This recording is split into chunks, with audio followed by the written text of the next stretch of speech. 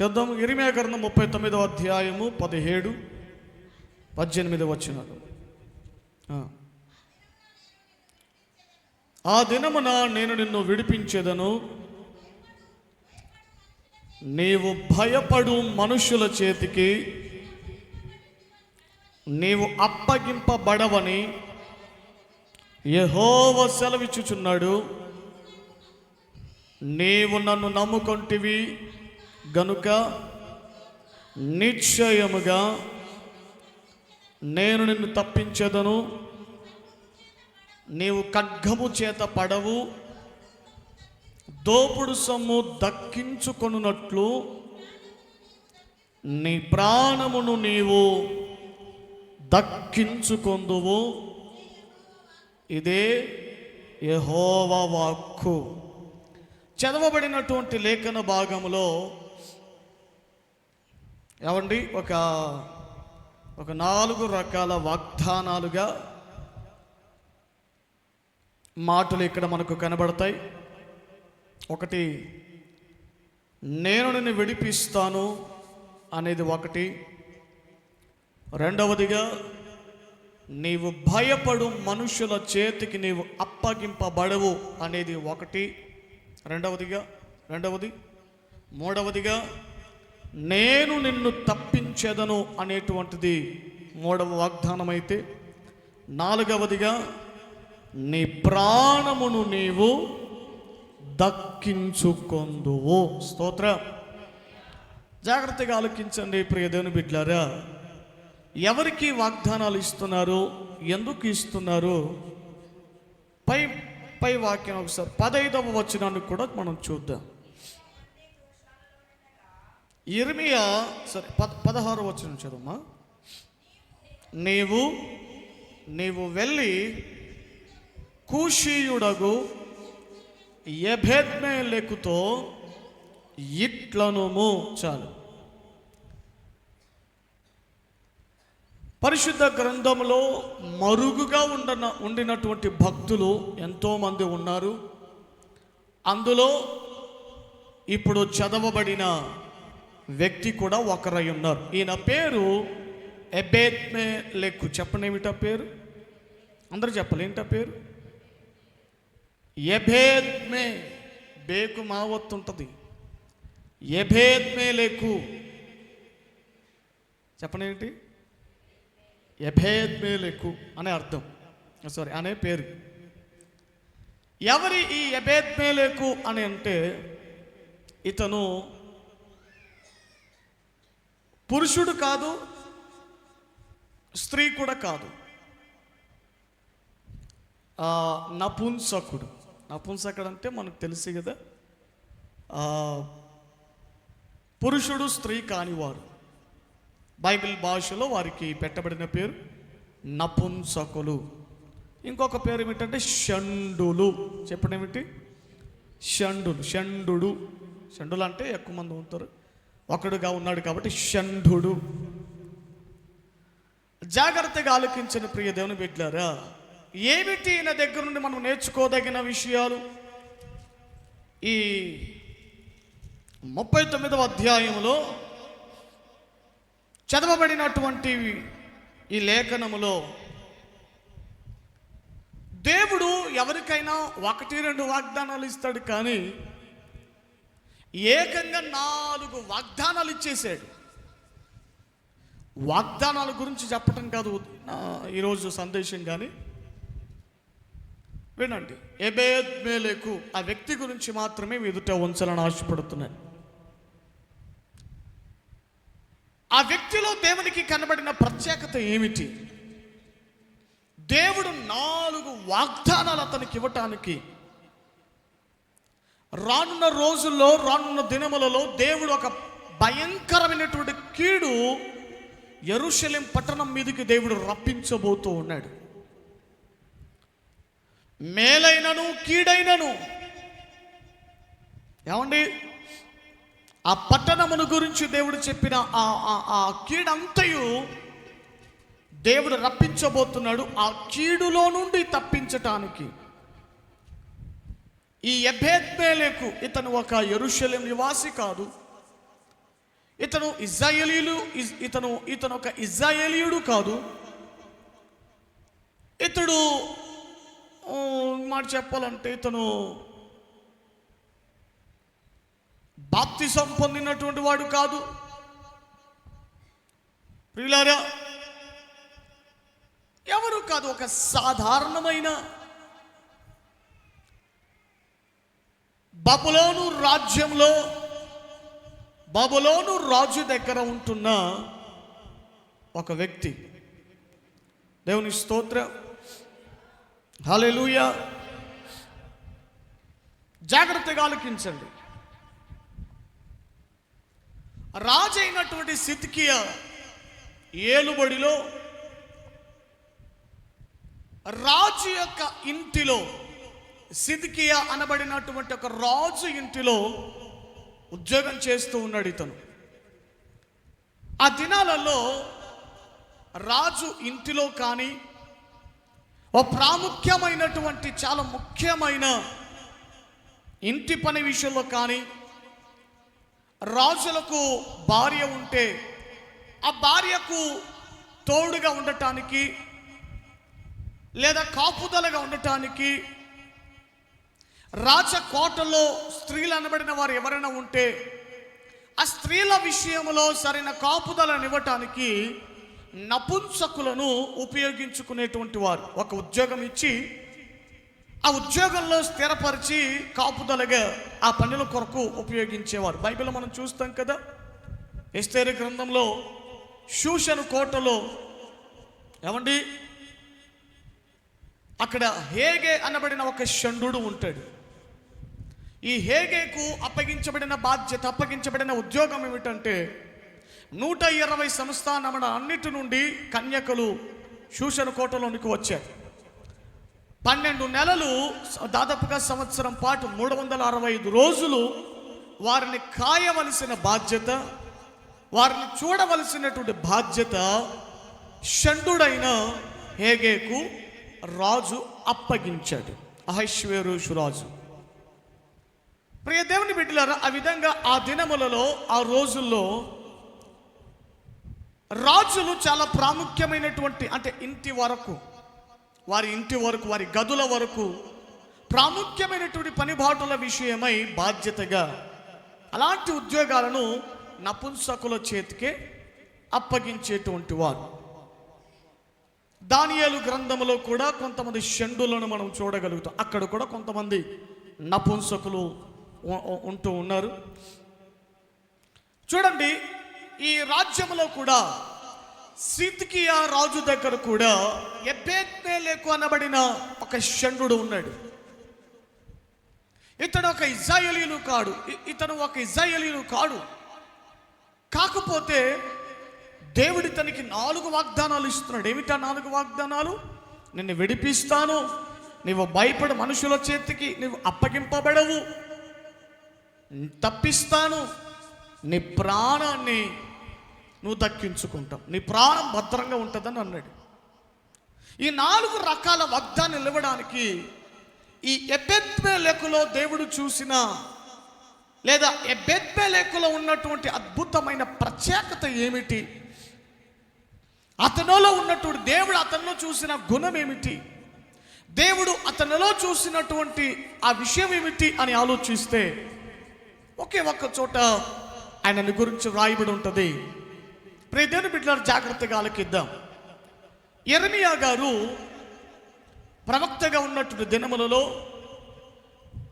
దేవుని పక్షముగా నిలబడి యెరూషలేములో ఏలుతున్నటువంటి రాజుల విషయమై, యెరూషలేములో ఉన్నటువంటి ప్రజలందరి విషయమై ఎప్పటికప్పుడు దేవుని వాక్కు తీసుకొని వారు చేస్తున్నటువంటి ప్రతి పాపముల విషయంలో, వారు చేస్తున్నటువంటి ప్రతి అతిక్రమముల విషయంలో దేవుని దగ్గర నుండి ఒక హెచ్చరిక మాటలు తీసుకొని ప్రజలకు ఆ మాటలు తెలియజేస్తూ, ప్రజలకు ఆ హెచ్చరికను తెలియజేస్తూ, ఇదిగో మీరు ఇలా ఉండగలిగితే దేవుని ఉగ్రత మీ మీదకి రాబోతా ఉంది, జాగ్రత్త వహించండి అని ఎన్నో మారులు ప్రజల పైన భారం కలిగినటువంటి ప్రవక్తగా, ఏమండి, అనేకుల చేత విలపించే ప్రవక్తగా పేరు గావించబడి నడిపించబడుతున్నటువంటి దినముల మధ్యలో యెరూషలేం పట్టణాన్ని యూదా జనములను ఏలటానికి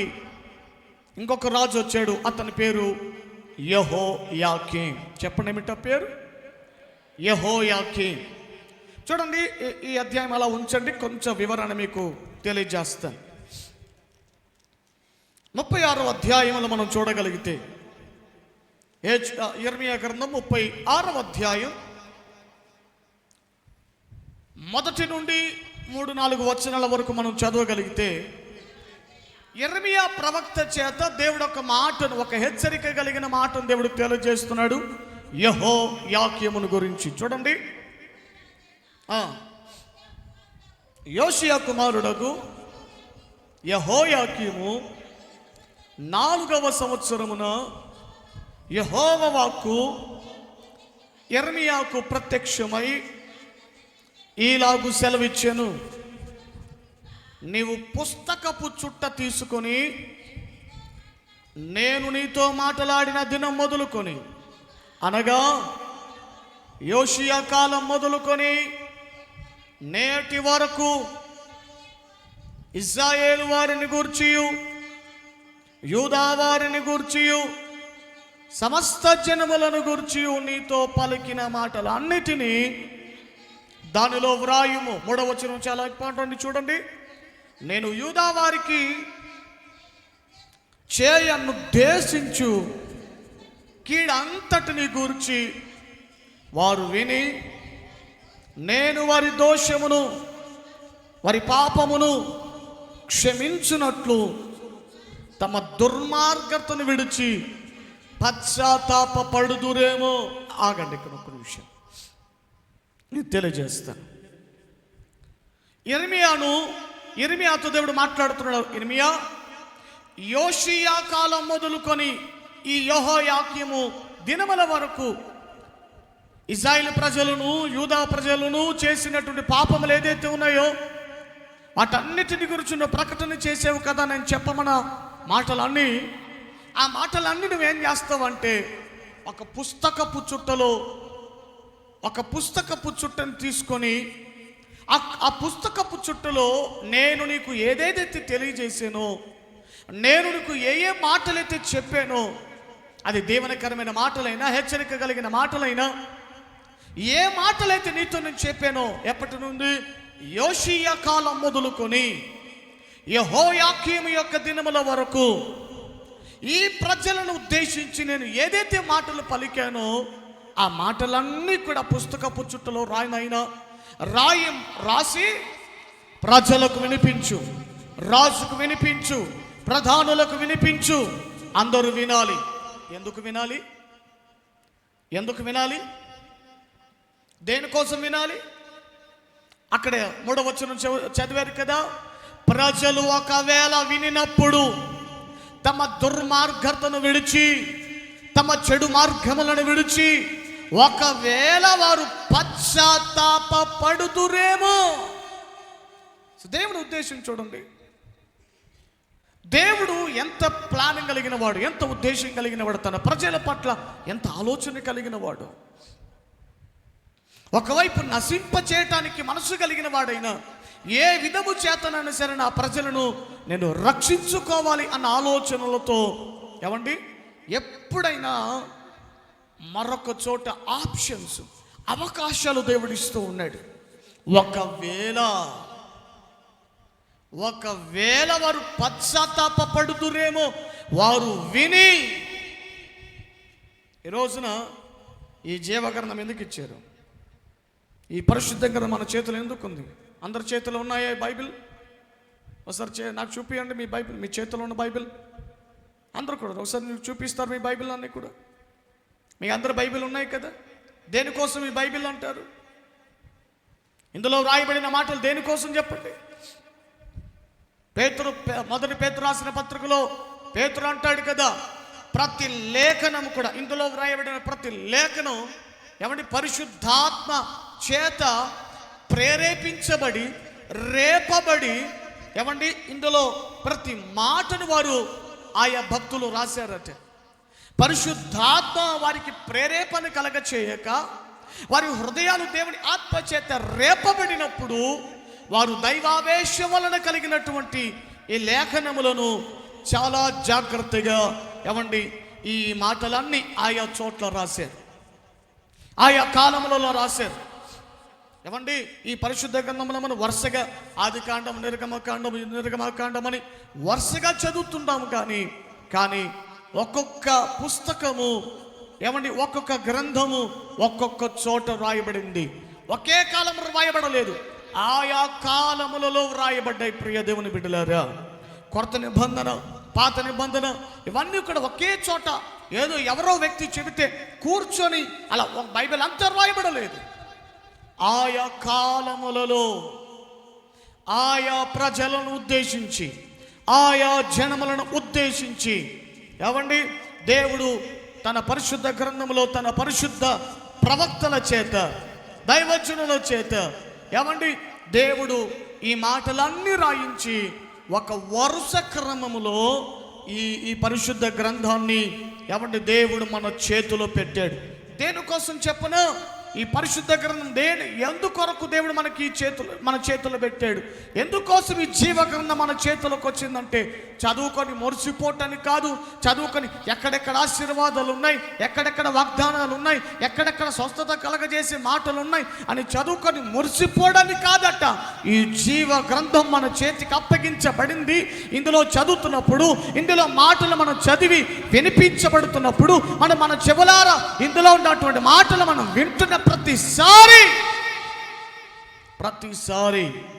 దేవుని స్తోత్ర. అరే అమ్మా వినాలి. హల్లెలూయా. ఇందులో ఉన్నటువంటి ప్రతి మాటలు మనం వినిన ప్రతిసారి ఏం చేయాలి తెలుసా? ఒకవేళ ఎక్కడైనా నేను దేవునికి అయాసకరంగా నేను నడుస్తున్నానేమో, నేను ఎక్కడైనా అతిక్రమంలో పడిపోయానేమో, ఎక్కడైనా చేదైన వేరు ఒకవేళ నాలో ఎక్కడైనా మలుచుందేమోనని దేవుని వాక్యములో నుండి దేవుని మనలో ఉన్నటువంటి అతిక్రమము, మనలో ఉన్న చెడు, మనలో ఉన్న దుర్మార్గత వాక్యపు వెలుగులో ప్రత్యక్షపరచబడుతున్నప్పుడు ఎవడి పశ్చాత్తాప పడితే ఒకవేళ దేవుని కనికరం నీ తల మీదకి వస్తుంది, నీ కుటుంబం మీదకి వస్తుంది. ఇంతగా దేవుని మాటలు వినినా బుద్ధి మారకుండా, హృదయం మార్చుకోకుండా, నీ దుర్మార్గతను విడిచిపెట్టకుండా, నీ చెడు మార్గాలను విడిచిపెట్టకుండా యథాతథ అన్నట్టుగా నీ బ్రతుకును నీవు కొనసాగిస్తే మాత్రము ఏమండి దేవుడు ఉద్దేశించిన కేడు నీ మీదికి రాక మానదు. దేవుని వాక్యం మనకు ఒక అవకాశం, దేవుని మాటలు వినటం అది మనకు ఒక ధన్యత కలిగిన జీవితమై ఉన్నది. స్తోత్రం కలుగును గాక. హల్లెలూయా. జాగ్రత్తగా ఆలకించిన ప్రియ దేవుని బిడ్డలారా, చేయను ఉద్దేశించిన కీడు విషయమై పలుకుతూ ఉన్నాడు, తెలియజేస్తూ ఉన్నాడు. యెహోయాకీము ఆ మాటలన్నీ వినాలని దేవుడు రాసి పెట్టాడు. యెరెమీయా రాయ్, ఆ మాటలన్నీ రాయ్. మరేమో ముందు జరగండి అమ్మా, ముందు జరిగి కూర్చోండి. క్రమంగా కూర్చొని అక్కడ స్థలం విడిచిపెట్టకండి. వచ్చిన వాళ్ళు వచ్చినట్టుగా వెనకలు కూర్చుంటారు కదా. శారమ్మ జరుగా, త్వరగా జరిగి క్రమంగా కూర్చోండి ఒక చోట. దేవునికి స్తోత్రం. జాగ్రత్తగా ఆలకించండి. యెరెమీయాతో ప్రభు అంటున్నాడు, ఒక పుస్తకపు చుట్ట తీసుకొని ఆ పుస్తకపు చుట్టలో నేను తెలియజేసిన మాటలన్నీ యోషియా కాలం మొదలుకొని యెహోయాకీము యొక్క ఈ కాలము వరకు నేను తెలియజేసిన ఆయా ప్రజలను ఉద్దేశించి, దేశములను ఉద్దేశించి, ఇశ్రాయేలు ప్రజలను గూర్చి, యూదా జనులను గూర్చి నేను నీతో చెప్పిన మాటలన్నీ కూడా యెరెమీయా రాశాడట. ఎవరు రాశాడు తెలుసా? యెరెమీయా గారికి అసిస్టెంట్ పాస్టర్ ఇంకొకడు ఉన్నాడు, పరిచయం చేసే ఒక అబ్బాయి ఉన్నాడు. అతని పేరు బారూకు. చెప్పండి ఏమిటి? బారూకు. చెప్పింది యెరెమీయానే, కానీ ఈ యెరెమీయా గ్రంథం అంతా రాసింది ఎవరో తెలుసా? బారూకు. మీరు ఇంటికి వెళ్ళి ఆ కింద వచనాలన్నీ కూడా ఆ 36వ అధ్యాయం నుండి 39వ అధ్యాయం వరకు కూడా మీరు చదవగలిగితే ఏమన్నా విషయాలు మీకు బోధపడతాయి. సరే జాగ్రత్తగా ఆలకించండి.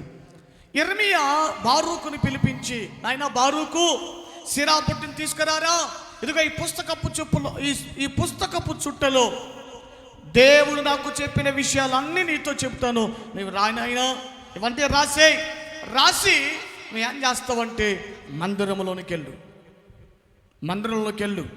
మందిరంలో ప్రధానులు ఉన్నారు, మందిరంలో యాజకులు అనబడిన వారు ఉన్నారు, మందిరంలో జనములు పాల్గొంటారు. ఈరోజు ఏమంటే ఉపవాస దినాన్ని పాటించుకున్నారంట. దేనికోసం ఉపవాసం ఉన్నారు తెలీదు.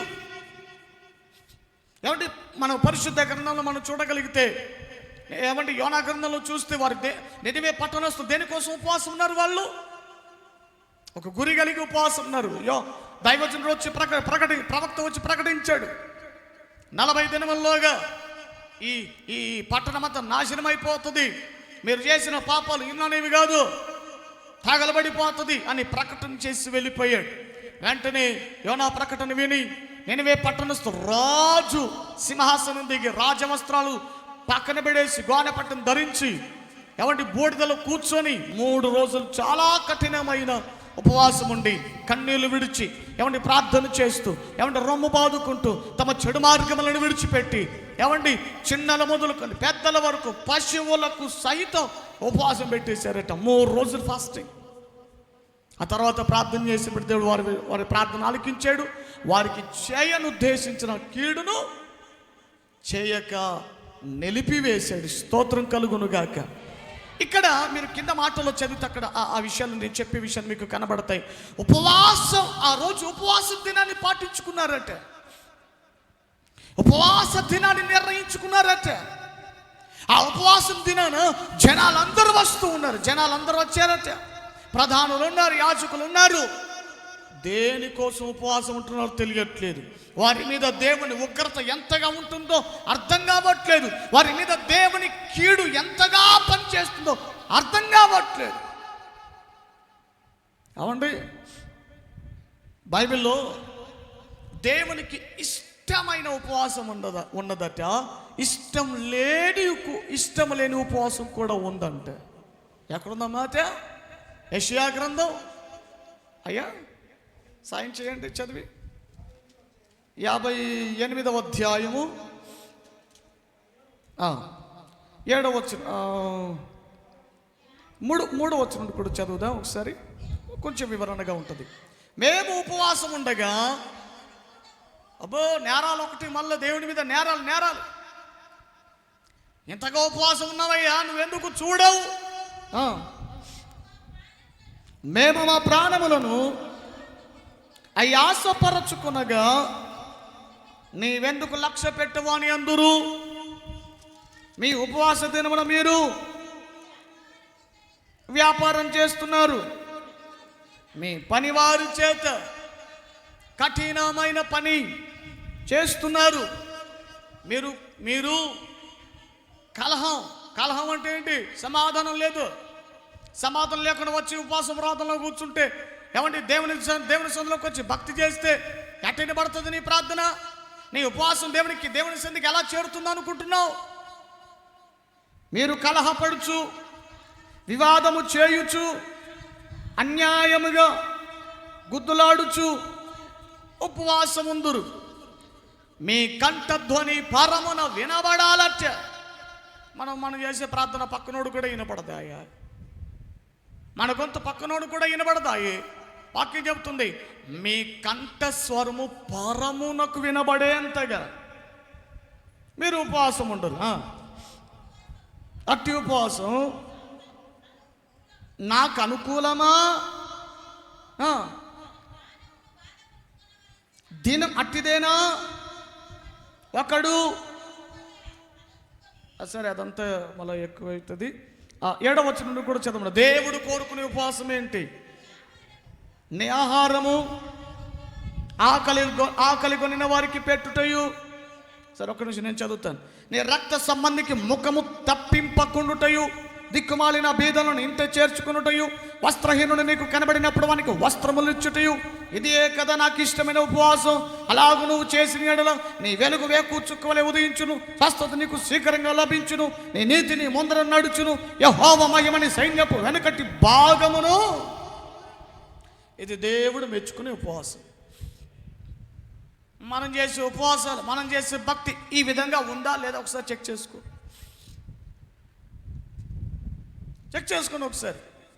వాస్తవం ఉపవాస ప్రార్థన చాలా శక్తివంతమైనదే, చాలా బలమైనదే. కానీ చేయాల్సిన పద్ధతులు చేయకపోతే నీ మనసు, నీ ప్రవర్తన, నీ యాటిట్యూడ్ చాలా ప్రాముఖ్యం దేవుని సన్నిధిలో. నీ యాటిట్యూడ్ దేవుని సన్నిధిలో సరిగా లేకపోతే నువ్వు 40 రోజులు కాదు కదా, 50 రోజులు ఉన్నా 24 గంటలు నీ ప్రాణాన్ని ఆయాసపరచుకుంటూ దేవుని సన్నిధిలో కూర్చున్నా నీకు కలిగేది చివరికి ఆయాసమే కానీ దొరికేదంటూ ఏమీ ఉండదు. ప్రసంగీకరణలో ప్రసంగీకరణ అంటాడు కదా, ఊరికి పోవు త్రోవ ఎరుగని వారై బుద్ధిహీనులు తమ ప్రయాస చేత మిగిలేది ఆయాసమే, దొరికేదేం లేదు. యెర్మీయా గ్రంథంలో 36వ అధ్యాయంలో ఉపవాస దినాన్ని ప్రతిష్ఠించుకొని మందల్లోకి వెళ్ళిపోయారట. వారి మీద దేవుని ఉగ్రత ఏముందో తెలియట్లేదు, దేవుని కీడు ఎలా ఉందో తెలియట్లేదు. మేమంతా బాగానే ఉన్నాం, మేము చాలా బెటర్గా ఉన్నాం, మేము చాలా ఆత్మీయంగా ఉన్నాం. అరే, ఒకవైపు దేవుని ఉగ్రత వారి మీద నిలిచి ఉన్న సంగతిని గ్రహించకుండా వచ్చి ఉపవాసంకి వచ్చి కూర్చున్నారట. అందులో ఎవరెవరు ఉన్నారు? ప్రధానులు ఉన్నారు, యాజకులు ఉన్నారు, ప్రజలు ఉన్నారు. ఇంకో బాధాకరమైన విషయం ఏంటంటే యెర్మీయా గారిని మందిరంలోనికి రాకుండా నిలిపేశారట. యెర్మీయా గారికి మందిరంలోనికి ప్రవేశం లేదు, నో ఎంట్రీ. కింద అక్కడే రాయబడి ఉంటుంది, బారూకు తంటాడు, బారూకు నువ్వు వెళ్ళు, నీకు ఆటంకం ఏమి లేదు కదా. నేను మందిరములోనికి రాకుండా నిర్బంధింపబడ్డాను, మందిరంలోకి రావడానికి నాకు అవకాశం లేదురా. అక్కడున్న ప్రధానులు, అక్కడున్న యాజకులను త్రోసేశారు. ఎందుకయ్యా అని బారూకు అడిగితే, ఏమండి యెర్మీయా అంటున్నాడు, వాళ్ళకి అనుకూలమైన మాటలు చెప్పలేదని, వాళ్ళకి అనుకూలమైనటువంటి వాక్యాలు చెప్పలేదని, వాళ్ళకి ఇష్టమైనటువంటి బోధన చేయలేదని, దేవుడు చెప్పమన్న మాటలు చెబుతుంటే, హెచ్చరిక కలిగిన మాటలు చెబుతుంటే, దిద్దుకోమని మాటలు చెబుతుంటే, బ్రతుకు మార్చుకోమని ఇదిగా మాటలు చెబుతుంటే ఏకంగా మందిరంలోనికే రాకుండా నన్ను దూరం పెట్టేశాడు, బయట పెట్టేశారు. ఏం కావాలి వాళ్ళకి? 24 గంటలు స్వస్థతలు, 24 గంటలు. ఏం కావాలి వాళ్ళకి? బ్యాంకులో డబ్బులు వస్తాయి. దేవుని మనస్సును తెలుసుకొని, దేవుని మనసు తెలియపరచగలిగినటువంటి వాళ్ళు కదువైపోతున్నారు కదా. ఏమండి, ఈరోజు ఎవరండి మందిరానికి వచ్చేది? కరెక్ట్గా చాలా కఠినమైన ఉపదేశం చేస్తే మందిరానికి రావడానికి మనసు ఉంటుందా? దేవుని సన్నిధిలోనికి వచ్చి వాక్యం వినడానికి మనసు ఉంటుందా? లేదండి, ప్రతిదానికి చిన్న విషయాన్ని కూడా బోధతంలో చూపెట్టుకుని వాక్యం చెబుతారండి. అది వేసుకోవద్దు, ఇది వేసుకోవద్దు, మేకప్ కొట్టద్దు, గోధుమ పిండి వేసుకోవద్దు, ఏమంటే నగలు వేసుకోవద్దు, గాజులు వేసుకోవద్దు, పూలు పెట్టుకోవద్దు, బొట్టు పెట్టుకోవద్దు, సినిమాలు చూడొద్దు. ఎవరింటారండి? ఏంటండి బోధలు, ఏంటండి వాక్యం? ఓ సేవకుడే నిన్న మొన్న ఒక ఆయన అంటున్నాడు, పాస్టర్ గారు చెప్తున్నారు, పాస్టర్ గారు విని నాకు చెప్పారు, పాస్టర్ గారు అంటున్నారట, అలంకరణ తగు మాత్రం ఉండాలి కానీ మరీ ఎక్కువ దిగేసుకోవద్దన్నారు. ఏమిటి ఎందుకని నేను తర్వాత విచారిస్తే వాళ్ళ భార్య దిగేసుకుని ఉంది. వాళ్ళ భార్య పాస్టర్ గారు మూతుకు లిప్టిక్ రాసి, చెవులకి ఇన్ని కమ్మలు పెట్టేసి, మెడలో ఇంత గోలు, ఇంత 2 తులాల బంగారం వేసి ఉంది కాబట్టి ఇక కవరింగ్ చేయాలి కదా వాళ్ళ భార్యని. మరి వాళ్ళ భార్య కోసం వాళ్ళ కవరింగ్ చేసుకోవాలి. మరి తగు మాత్రం అన్నది వస్త్రాల గురించి, ఏమన్నా అలంకారం గురించి? తగు మాత్రపు వస్త్రముల చేతనే కానీ వేలాగేల అది కనబడదు, అవి కనబడు. అనుకూలం అయిపోయింది కదా. దేవుని మాటల్లో, దేవుని వాక్యంలో హెచ్చరికలు కళ్ళకు కనబడట్లేదు. దేవుడు ఇదిగో ఇలాంటి పని చేస్తే ఇలాంటి కీడు ఎదురు చూస్తూ ఉంది, ఇలాంటి శాపాలు ఉన్నాయి, ఇలాంటి వక్రత దేవుంది ఉంది అనేటువంటి ఆ లేఖనాల కల్లా కనబడట్లేదుగా. జాగ్రత్తగా ఆలోచించండి.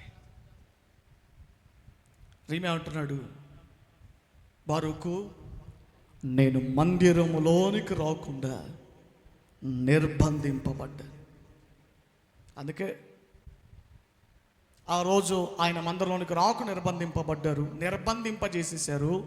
ఈ రోజున ఏమండి క్రైస్తవులు ఒక కేటగిరీ వాళ్ళు మేము మందిరానికి రావండి, అబ్బే ఇంత కఠినమైన బోధ, అయ్యో ఇంత కఠినమైన ఉపదేశం, అయ్యో యూట్యూబ్లో కూడా అలాంటి సందేశాలు ఎక్కువగా వస్తున్నాయి కాబట్టి అలాంటి సందేశాలే వింటారు, అలాంటి వాక్యాలే వినటానికి ఇష్టపడతారు. కృంగిపోకు బ్రదర్, దేవుడు నీకు సహాయం చేయబోతున్నారు. వెంటనే ఓపెన్ చేసి వెంటనే చూసేస్తా, నిశ్చయముగా నిన్ను ఆశీర్వదించబోతున్నాడని ఒక ఆయన సందేశం పెడితే చూస్తే వేలలో ఉంటుంది. బ్రతుకును మార్చే సందేశాన్ని మారు మనసు పొందు, దేవుని రాకడికి సిద్ధపరచబడు, ఇదిగో సర్ప సంతానమా బుద్ధి మార్చుకో, అలాంటి ఉపదేశాలు పెట్టామనుకుని టైటిల్ చూడగానే బాబోయ్ ఈ మనకు బుర్రకెక్కలు మనకు సెట్ కావాలని స్కిప్ చేసే వాళ్ళు కూడా ఎంతోమంది ఉంటారు. ఒంటరిగా మూలను కూర్చొని ఏడుస్తున్నావా సిస్టర్, దేవుడు నీకు సహాయం చేయబోతున్నారు అని అంటే ఏమండి వాట్సాప్ స్టేటస్లలో, ఇన్స్టాగ్రామ్ స్టోరీస్లలో ఇక మాటలు మారిమోగిపోతుంటాయి కదా. రిపెంట్, మారు మనసు పొందా అని చెప్తే ఆ స్టేటస్లో కనబడతాయా? అట్లాంటివి కనబడతాయా? పెట్టుకోవడానికి ఇష్టపడతారా? ఇడికే గుండె అదిరిపోయింది, ఇక పెట్టేటోడికి ఏం. జాగ్రత్త. యిర్మీయాను మందిరములోనికి రాకుండా నిర్బంధింపజేశారట. బాబు నాకు మందిరములోనికి రావడానికి, కానీ మందిరంలో ఎవరెవరు ఉన్నారు? యాజకులు ఉన్నారు, ప్రధానులు ఉన్నారు, జనములు ఉన్నారు. ఒక చోట ఇట్లనే ఏమండి ఒకతను మందిరానికి వస్తే ఆ మందిరంలో ఒక అతన్ని మందిరానికి రాకుండా బయటికి వెళ్ళిపోమన్నారు. ఎందుకు రావద్దు నేను మందిరానికి అంటే, ఇది మా కులం కోసం, మా కులస్తుల కోసం మేము కట్టించుకున్న మందిరం, ఇది మా మాదిగోల మందిరం, ఇది మాలోల మందిరం. సిటీలలో కనబడవు కానీ మీరు ఇల్లు చూడండి, పల్లెల్లో చూడండి, మాలోలో ఒక సపరేట్ మందిరం, మాదిగోలో ఒక సపరేట్ మందిరం. అంటే మొన్న చర్చి విషయమని బిషప్ గారిని కలవడానికి వెళ్ళాను. చాలా సేపు నాతో కూర్చోబెట్టుకుని గంటన్నర సేపు మాట్లాడారు. ఆయన ఏ విధంగా మొదటి నుంచి సేవ ఎలా చేస్తున్నారు, ఎలా చేశారు, ఆయన అనుభవాలు నాతో పంచుకుంటూ ఉన్నారు. చెబుతూ చెన్నైలో కృపా సేవ చేయడం చాలా కష్టం, ఇక్కడ చాలా పనికిమాలకి బ్యాచ్లు అంత సంఘాలు అన్నారు. ఏమిటయ్యా ఏంటి పెద్దవాళ్ళు మీరే అంత అంటున్నారు ఏమిటి, ఏమైందంటే ఏం చేద్దాం కృప, ఏదో కొన్ని సంఘాలు ఏకంగా మాదిగోలకు సపరేట్ సిటీలో, చెన్నైలో మెట్రోపాలిటన్ సిటీ ఏమండి చాలా హైయర్ టెక్నాలజీ కలిగిన అదేంటిది బాగా అభివృద్ధి పొందినటువంటి ప్రాంతం, సిటీ. అలాంటి స్థలాలలో కూడా, అలాంటి ప్రదేశాలలో కూడా ఏమండి ఆయన చేస్తున్న మందిరం, ఆయన బిషప్ గారు చేస్తున్న మందిరం, నడిపిస్తున్నటువంటి మందిరం, ఆ మందిరానికి అందరూ మాదిగలు వస్తారంటే ఏం చేస్తాం, మన మందిరానికి అందరూ మాదిగలు, ఈ మాదిగ వాళ్ళు ఎక్కువ వస్తారు. కృప పొర్రపాటున ఆడు మందిరానికి రాడు. ఏమిటంటే మాదిగోళ్ళ సంఘం, మాదిగోళ్ళ మీద మాలోడు వెర్రవీగుతున్నాడు. వాళ్ళ మీద మేము చాలా ఎక్కువ కులం, మరి నీ మీద కమ్మోడు కూడా ఎగిరి పడతాడు కదా, నీ మీద రెడ్డివాడు కూడా ఎగిరి పడతాడు, నీ మీద శెట్టి బలిజవాళ్ళు కూడా ఎగిరి పడతాడు కదా. అది ఆలోచన చేయరు. వాడి మీద ఎవడు కూర్చున్నాడో అదే ఆలోచన చేయరు, కానీ కింద ఎవడున్నాడో వాడిని తొక్కాలని చూస్తారు. మాలోడుకో సంఘం, ఇంకా ఏదో చెన్నైలో లూథరన్ చర్చి సపరేట్గా ఉందట, అక్కడికి వెళ్ళిపోతారు. మాలోళ్ళు అందరూ అట్టే వెళ్తారట. ఆ మాలలో అందరు ఎవరు తెలుసా? కొంతమంది ఉద్యోగస్తులట, ఎంప్లాయీస్లట, ఏమంటే ఇంజనీర్లట, ఏమంటే వాళ్ళందరూ కూడా ఆ మాల బ్యాచ్ అంతా అటు పోతుందట. వాళ్ళకు వాక్యంతో అవసరం లేదు, దేవుని సన్నిధి అవసరం లేదు. వాళ్ళకి కావాల్సిందాలు ఏమిటి చెప్పండి? కులం. ఏమంటే ఏ గజ్జి పట్టినా, కొన్ని గజ్జీలు తామరలు పడితే కొన్ని ఆయింట్మెంట్ ఉన్నాయి, కానీ ఈ గజ్జి పెడితే ఆయింట్మెంట్ లేదు. ఈ కుల గజ్జి, ప్రాంతీయ గజ్జి, బంధువుల గజ్జి, కొంతమంది గజ్జులు ఉంటాయి, కొంతమందికి బంధువుల గజ్జి. మా బంధువు అండి, మా బాబాయ్ అండి మంత్రం పెట్టేశాడు, సంఘం పెట్టేశాడు, మరి మా బంధువు మందిరానికి వెళ్తాం. అరే, దేవుని సన్నిధికి అవసరం లేదా? దేవుని నువ్వు వెళుతున్నటువంటి సంఘంలో దేవుని ప్రసన్నత ఉందా లేదా అని ఆలోచించేవా? అసలు నువ్వు వెళుతున్నట్టు దేవుని సన్నిధిలో అసలు దేవుని ప్రసన్నత, దేవుని మహిమ ఉందా లేదా? Are you sure? చెప్పగలవా నువ్వు? ఏం అవసరం లేదు. ఎక్కడైనా మందిరంకి వెళ్తున్నావు బట్టి ఆ మందిరంలో మన బంధువులు ఎక్కువ మంది ఉన్నారా, ఆ మందిరంలో మన కులుస్తులు ఉన్నారా, ఆ మందిరంలో మనకు తెలిసిన వాళ్ళు ఉన్నారా, ఆ మందిరానికి వెళ్తే మనకు ఉద్యోగం వచ్చిద్దా, ఆ మందిరానికి వెళ్తే మనకు సెక్రటరీ పోస్టులు ఇస్తారా, సంఘ పెద్దల పోస్టులు ఇస్తారా? ఏ పోస్టులు కావాలరా నీకు? ఏం కావాలి నీకు? ఆ మందిరంకి వెళ్తే మరి మాకు పెళ్ళిళ్ళు చేస్తారు, మాకు సమాధులు, మేము సత్తే సమాధులు. నీ సమాధులు బద్దలు కట్టుకుని పోతాం ఒక రోజున. ఆ సమాధుల కోసం ఎందుకు అంత ఎంపర్లాడుతున్నావే? దేవుని స్తోత్రం, హల్లెలూయా. ఏమండి, మన గేట్ దగ్గర నుంచి మన సౌలయ్య గారు వచ్చారు, పెద్దలు సౌలయ్య గారు ఎన్నో మార్లు శోధించారు. రాజేష్ గారి వివాహం అప్పుడు నువ్వు మా చర్చికి రావు కాబట్టి, సంఘ చందాలు కట్టవు కాబట్టి మేము ఈ కొడుకు పెళ్ళి ఎందుకు చేస్తాం, చేసుకోపో మీరు. అరే, వచ్చారు, సూపర్గా మ్యారేజ్ జరిగింది, అద్భుతంగా మ్యారేజ్ జరిగింది. ఇప్పుడు ఒక కొడుకు పుట్టాడట. అవకాశం లేదా వాళ్ళకు? లేదా? సచిన తర్వాత మరి మన సమాధులు ఎట్టా, మనల్ని ఎవడొచ్చి బూడుచ్చాడు, మాకు సమాధులు ఎట్టా, వాళ్ళకి ఆలోచన లేదా? సమాధుల మీద మనసు కాదు, దేవుని సన్నిధి ప్రాముఖ్యం. హల్లెలూయా, చదవండి గట్టిగా హల్లెలూయా.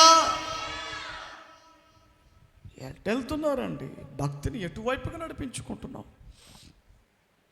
మందిరములోనికి రాకుండా యిర్మీయాను నిర్బంధింపజేస్తే బారూకు ద్వారా పంపించాడు ఆ వర్తమానం అన్నీ కూడా. ఆ పుస్తకపు చుట్టలో ఎవరి బారూకు చేత వ్రాయబడిన ఆ మాటలన్నిటినీ యిర్మీయా బారూకు చేత పంపించాడు. మందిరంలోనికి వెళ్ళి అక్కడ ప్రధానులు, ఎవరి యాజకులు అందరూ నిలవబడి ఉంటే బారూకు వస్తే అతనికి సమయం ఇచ్చారు. రండి బ్రదర్, వాక్యం చెప్పండి. మరి మీరు అంటే వెంటనే బలిపీఠం మీదకి వెళ్ళిపోయి ఏమండి ఆ పుస్తకపు చుట్టూ యిర్మీయా ద్వారా దేవుడు ఏదైతే మాట్లాడాడో, ఏదైతే ఉగ్రత రాబోతుందో, ఏదైతే బబులోనులోనికి చెరలోనికి ఎవరెవరు వెళ్ళబోతున్నారో ఆ విషయాలన్నీ ప్రకటిస్తే ఏమండి అప్పటి వరకు చాలా సంతోషంగా, చాలా హ్యాపీగా వాక్యం విన్న వాళ్ళు ఒక్కసారిగా దేవుని వాక్కు నిజంగా వినేసరికి ఒక్కొక్కడికి గుండెలో దడ ప్రారంభించబడింది. ఒక్కొక్కడి గుండెలు ఆదిరిపోయాయి. స్తోత్రం. వాళ్ళు తీసుకొచ్చి ఏమన్నారంటే ఆ మందిరంలో కొంతమంది పెద్దలు, బాబు ఇది మన ప్రధానులకు చెప్పండి, ప్రధానులకు తెలియచేయండి అంటే వెంటనే ప్రధానులకు కూడా చెబితే వాళ్ళు భయపడిపోయి వాళ్ళు ఏమన్నారంటే, బాబు ఇది ఖచ్చితంగా ఈ సమాచారం, ఈ మాటలన్నీ కూడా రాజుగారికి తెలియజేద్దాం పదా అని రాజు దగ్గర యెహోయాకీము దగ్గరికి వెళ్ళారట. యెహోయాకీము అనే రాజు దగ్గరికి వెళ్ళి ఏమంటే రాజు దగ్గర విషయాలను చెప్పి, ఇదిగో బారూకు ఒక సమాచారం తెచ్చాడండి, ఒక దేవుని దగ్గర నుంచి ఒక మాట తీసుకొచ్చారు, యిర్మీయా ద్వారా పంపబడ్డాడు ఇతను, మరి దేవుని మాటలు వినండి అంటే ఓకే వినండి, చెప్పండి ఏమిటో అని అంటే పుస్తకపు చుట్ట తీసి చదువుతూ ఉండగానే యెహోయాకీము చేసిన ఒక పనికిమాల పని ఏమిటో తెలుసా? శీతాకాలపు గదిలో, అంటే ఒక గదిలో చాలా కూల్గా ఉంది ఏమండి, ఆ శీతాకాలం చాలా చలిగా ఉంటే అక్కడ ఆల్రెడీ మంట కాగుతుంటే దేవుని పుస్తకం ఏమండి దేవుడు రాయమన్న, దేవుడు తెలియజేసిన ఆ మాటలు పుస్తకపు చుట్టను తీసుకొని యెహోయాకీము అనే రాజు మంటలు వేసేసి దాన్ని తగలబెట్టేసి దాన్ని కాల్చివేసి చలి కాగాడంటే, చలి కాచుకున్నాడంటే. చూడండి, ఆ మాటలు మీకు కనబడతాయి ఇక్కడ. 36వ అధ్యాయం, ఇర్మియా 36వ అధ్యాయం, ఇర్మియా గ్రంథం 36వ అధ్యాయము ఎన్న వచ్చినమ్మా? 23వ వచనం. యెహూది 3-4 పుటలు చదివిన తర్వాత రాజు చాకుతో ఫస్ట్ కోసాడట. రాజు చాకుతో దాన్ని కోసి కుంపటిలో వేయగా ఆ కుంపటిలోనున్న అగ్ని చేత అది బొత్తిగా కాలిపోయాను. కానీ రాజైనను ఈ మాటలు వినిన అతని సేవకులలో ఎవరైనను భయపడలేదు. అసలు ఎందుకు రాయమని చెప్పాడు దేవుడు? కారణం ఏంటి? ఒకవేళ వారు విని పశ్చాత్తాప పడతారేమో. పశ్చాత్తాప పడటానికే, బ్రతుకును మార్చడానికే, ఎవడి స్థితిగతిని మార్చుకోవడానికే, బుద్ధిని మార్చుకోవడానికి, గుణాన్ని మార్చుకోవడానికి దేవుడు తెలియజేసిన మాటలు అవన్నీ. ఏం చేశాడు ఆ రాజు? ఏం చేశాడంటే ఆ మాటలు, ఆ పుస్తకం తీసుకుని కోసాడంటే, కోసి ఆ అగ్నిలో వేసి కాల్చి పడేసాడు. ఈ రోజున ఈ యెహోయాకీము యొక్క ఆత్మను చాలా మంది క్రైస్తవుల పనిచేస్తూ ఉంది. ఈ యెహోయాకీం స్పిరిట్ చాలా మందిలో పనిచేస్తూ ఉంది. కాల్చట్లేదు, బైబిల్ ఎవరు కాల్చట్లేదు, కానీ ఏం చేస్తున్నారు మరి? దేవుని వాక్కును పెడ చెవిని పెడుతున్నారు. ఒకవైపు గద్దింపులతో కూడిన వాక్యం బయలుదేరుతుంటే, దేవుని మాటలు సేవకుల ద్వారా ప్రకటించబడుతుంటే, ఏమండి ఆ మాటలు తృణీకరిస్తున్నాం. ఇది కాదా యెహోయాకీము యొక్క చర్యలు?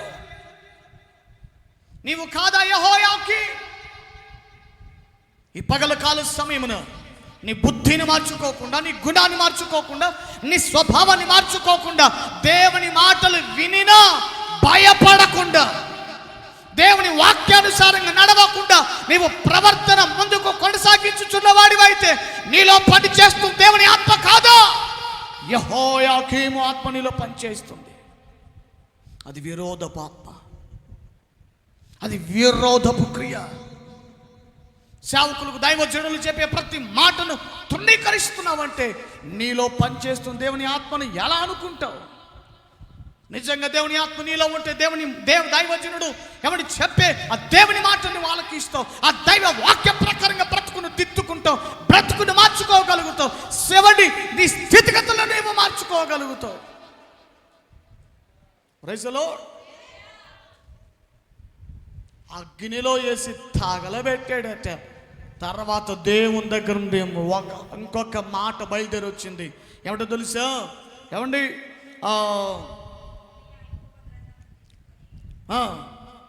29వ వచనం చూద్దామా. మరియు యూదా రాజైన యెహోయాకీమును గురించి నీవి మాట చెప్పవలను. ఇర్మియా, ఈ మాట చెప్పు. ఏమిటి? బబులోను రాజు నిశ్చయముగా వచ్చి ఈ దేశమును పాడు చేసి మనుషులైనను జంతువులైనను ఉండకుండా చేయునని ఇందులో నీవేళ వ్రాసితివని చెప్పి నీవు ఈ గ్రంథమును కాల్చివేసితివే. గుర్తెట్టుకో ఈ మాట రాజు. 30వ వచనం. అందుచేత యూదా రాజైన యెహోయాకీమును గురించి యెహోవా ఈ మాట సెలవిచ్చుచున్నాడు. దావీదు యొక్క సింహాసనం మీద ఆసీనుడగుటకు అతనికి ఎవడు లేకుండా పోతాడు. ఇది చాలా భయంకరమైనటువంటి మాట అండి. అతని శవము పగలు ఎండపాలవుతుంది. అంటే భూస్థాపన చేసేటోడు లేడట. శరీరము, ఒక మనిషి చచ్చిపోయి 40 రోజులైందండి. ఒక మనిషి చనిపోయి 40 రోజులు అవసరం లేదులేండి, ఒక 3 రోజులైంది అనుకోండి, శరీరంలో నుండి భయంకరమైన దుర్వాసన, శరీరంలో నుండి భయంకరమైనటువంటి వాసన, శరీరం అంతా డీకంపోజ్ అయిపోయి, శరీరం అంతా పాడైపోయి, చర్మం పాడైపోయి, ఏమండి 10 రోజులు రోడ్డు పక్కన చచ్చి ఎడవబడినటువంటి పందైనా చూడటానికి అవకాశం ఉంటుందేమో కానీ రోడ్డు మీద అలా పడి ఉన్నటువంటి ఒక మనిషి శవాన్ని చూడటానికి అసలు గుండెలు కూడా సరిపో. ఒకసారి ఇట్లనే దువ్వూరు గుడిపడి పైన పగలు నైట్ అక్కడికి ప్రార్థనకి వెళ్ళాను. కొన్ని సంవత్సరాల కిందట జరిగిన విషయం. ప్రార్థించడానికి వెళ్ళాను, సువార్తకి వెళ్ళాను నైట్. అక్కడ ఒక పల్లెలో వాక్యం చెప్పి ఉదయం అక్కడే స్టే చేశాను. ఒక విశ్వాసుల గృహంలో అక్కడ స్టే చేసి రిటర్న్ వస్తూ ఉన్నాను. ఉదయం 10-11 ఆ మధ్యలో వస్తూ ఉంటే అక్కడ ఒక కాలువ ప్రవహిస్తూ ఉంది. దువ్వూరు దాటిన తర్వాత వచ్చేటప్పుడు ఒక కాలువ వస్తుంది. నేను వేరే ఇంకొక పల్లెల రూట్లో వస్తూ ఉన్నాను. చూద్దాము ఎప్పుడు ఈ రూట్లో ఏమొస్తావులే, ఆ రూట్లో నుంచి ఒకసారి వద్దాము అని ఇంకొక పల్లెల రూట్లో వస్తూ ఉన్నాను. వస్తూ ఉంటే అక్కడ ఒక కాలువ ఉంది. అక్కడ ఒక 5-6 మనుషులు అక్కడ గుమ్ముకూడి ఉన్నారు. ఏమిటి అని చూస్తే, ఏమండి అంతకు 3-4 రోజుల ముందట ఎక్కడో ఒక మనిషిని చంపి ఎక్కడో అంత పైభాగంలో నీళ్ళలో పడేశారట. ఆ మనిషిని, ఆ శవాన్ని నదిలో పడేశారు. అది 2-3 రోజుల తర్వాత మనిషి దేహం తేలి కాలువలో పారాడుతామంటే కొంతమంది మనుషులు చూసే, పొలంలో ఆ కాలువ పక్కన పొలం పనులు చేసుకుంటారు కొంతమంది మనుషులు, రైతులు చూసి ఏమంటే ఆ శవాన్ని బయటికి లాగి పైన పెట్టారు. నేను చూడ్డానికని వెళ్ళాను. ఆటో అంత డిస్టెన్స్లో శవం ఉంది, నేను ఇక్కడ ఉన్నాను. అక్కడి నుంచి వాసన కొడుతుంది, భయంకరంగా వాసన వస్తుందండి. నిజంగా ఫర్ ద ఫస్ట్ టైం, మొదటిసారి మనిషి చచ్చిపోతే ఆ మనిషి దేహం నుండి వచ్చేటువంటి వాసన, ఆ స్మెల్ చేయటం మొదటిసారి. దేవుని బిడ్డలారా, అంత డిస్టెన్స్ నుంచి ముక్కు లోపలికి భయంకరంగా వాసన కొడతా ఉంది. భరించలేకుండా ఉన్నాను. సరే చూద్దామని చెప్పి ఏమంటే ఎలా కచ్చిఫ్ను ముక్కు కడ్డం పెట్టేసుకొని గట్టిగా అదుము పెట్టుకొని వెళ్ళి చూడ్డానికని వెళితేనండి కాళ్ళు చేతులు దేహం శరీరం మొత్తం ఉబ్బిపోయింది. ఇది ఏ కలర్కి వచ్చిందంటే, ఏమండి పాసిపోతాయి చూడండి కొన్ని కూరలు కానీ, పాచిపోతే కొన్ని కూరలు పాడైపోతే ఒక కలర్లోకి వస్తాయి చూడండి. ఆ శరీరం ఇప్పుడు టింకమ్మ పైన అది ఏంటది చున్ని వేసుకుంది. ఆల్మోస్ట్ శరీరం బాడీ ఆ కలర్లోకి వచ్చేసింది. అక్కడక్కడ గ్రీన్ కలర్ ఉంది, అక్కడక్కడ గ్రీన్ కలర్ ఉంటా ఉంది. ఏమన్నా పెయింట్ వేసాడు అన్నట్టుగా ఉంది. ఏమండి చూడడానికి చాలా భయానకంగా ఉంది. 2 కనుగుడ్లు బయటకు వచ్చేసినాయి. అక్కడక్కడ చేపలు కొరికేసినాయి, పెదాలు కొరికేసినాయి. పెదాలు ఏమి లేవు, పెదవులు ఏమి లేవు. 2 చేతులు 2 కళ్ళు అలా నెలకి స్టక్ అయిపోయాయి, పైకలా నిలబడిపోయినాయి. ఏమండి శరీరం అంత భయంకరమైనటువంటి దుర్వాసన, చేపలని కొరుక్కొని తిన్నాయి. దేవుని బిడ్డలారా, చూడ్డానికి చాలా భయానకం అనిపించింది. ఇంత ఘోరమైన చావేంట్రా బాబు, ఇంత ఘోరంగా చనిపోయాడు ఏమిటి, తన ఘోరమైన మరణం వచ్చేసింది ఏమిటని బాధపడుకుని నా ప్రయాణంలో నేను ముందుకు మళ్ళా సాగి ఇంటికి వచ్చేసాను. దేవుని ప్రియమైనటువంటి వారులారా, యెహోయాకీము చావు ఎలా ఉంటుందో దేవుడు ముందుగానే చెబుతున్నాడు. ఎందుకో అతనికి మరణం వస్తుంది. ఎలాంటి మరణం వస్తుందంటే, మనుషులు ఎవరు కూడా మరణించలేని మరణం, ఏ మనిషికి రానటువంటి మరణం ఇతనికి వస్తుంది. ఏమిటా మరణం? అతను సత్తాడు, చనిపోతాడు, కానీ పాతి పెట్టడానికి ఏ మనిషి దగ్గర ఉండడు. ఏంటంటే శవం ఏమంట, పగలు ఎండపాలవుతుంది, రాత్రి చచ్చిన తర్వాత 4 మనల్ని మోసటోళ్ళు సంపాదించుకుని బతికిన 4 వానికి అవిధేయతతో, వీనికి అయిష్టముతో, ఏమండి వాళ్ళతో తగాదాలు పెట్టుకొని, వీళ్ళతో తగాదాలు పెట్టుకొని, ఇంట్లో వాళ్ళతో తగాదాలు పెట్టుకొని, ఎక్కడ మంచితనం లేకుండా, ఎవరి దగ్గర మంచితనం లేకుండా, ఒక దేవుని దగ్గర కూడా యోగ్యమైనటువంటి ప్రవర్తనను సంపాదించుకోకుండా, మనుషులందరి చేత తృణీకరించబడితే ఒక రోజు నీ సావు వస్తుంది, నీ మరణం వస్తుంది. నిన్ను తీసుకుని పోయేవాడన్న ఉంటాడో లేదో గుర్తెట్టుకో, దేవుని మాట ప్రకారంగా బ్రతకకపోతే యెహోయాకీము గతి గుర్తుపెట్టుకో. దేవుని మాటలు అంటే ఆషామాషి అనుకున్నావా? దేవుని మాటలను విని అలా దాటేయటం అంటే సామాన్యమైన సాధారణమైనటువంటి విషయం అనుకుంటున్నావా? దేవుని మాటలు అన్నట యెహోయాకీము ఏం చేశాడట? ఆ గ్రంథాన్ని, ఆ మాటలు, ఆ పుస్తకాన్ని కోసి అగ్నిలో కాల్చి చలి కాచుకున్నాడట. భయపడలేదు అతను కానీ అతని సేవకులు కానీ. జాగ్రత్త. పైగా యెర్మియా గారిని ఏం చేశారు తెలుసా? పట్టుకొని బందీగృహశాలలో పెట్టారట. బందీశాలలో ఏమండి దేవుని మాటలు ప్రకటించిన దైవ సేవకుడికి ఏమంటే అంతగా దేవుని ఉగ్రతను చెప్పినటువంటి దైవ సేవకుడికి ఇచ్చిన ఘనత ఏమిటి? శాలవలు వేసారనుకున్నారా? దండలు వేసారనుకున్నారా?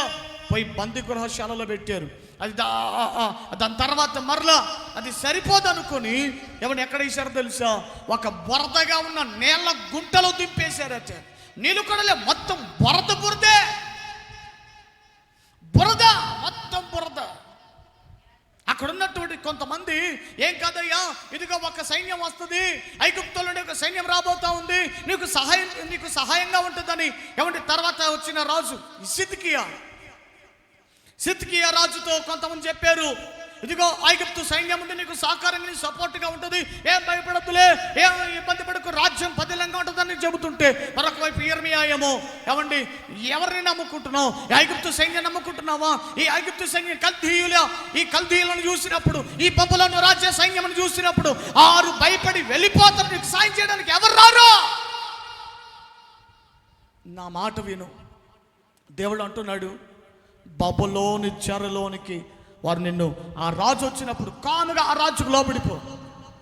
కాముగా 70 ఏళ్ళు మీరు ఆ బబులోను రాజ్యంలో మీరు దాసులుగా మారాలి. ఓడిపోండి. నా మాటను ధిక్కరించారా? ఖడ్గము, క్షామము, కరువు ఈ పట్టణం మీద నిలబడుతుంది అని అన్నారు. యెర్మియా చెప్పిన మాటలకు ఒక్కడికి ఇష్టం లేదంటే. ఇలాంటి ప్రసంగాలు చేస్తే ఎవరికి ఇష్టమంటే చెప్పండి.